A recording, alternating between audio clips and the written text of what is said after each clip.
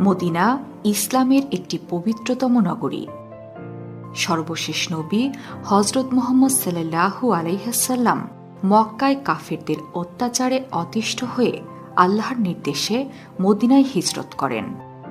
ওমর রাদিয়াল্লাহু তাআলা আনহু-এর খিলাফতকালে সে স্মৃতির উপর ভিত্তি করে ইসলামী বর্ষপঞ্জি প্রতিষ্ঠিত হয়, যা হিজরি সাল নামে পরিচিতি লাভ করে। হজরত মুহাম্মদ সাল্লাল্লাহু আলাইহিসাল্লাম মদিনায় হিজরতের পরে পবিত্র কুরআনের যে বাণী নাজিল হয়েছিল তাকে মাদানী সূরা বলা হয়। এই কারণে মদিনা নগরীটি মুসলমানদের কাছে অত্যন্ত গুরুত্বপূর্ণ।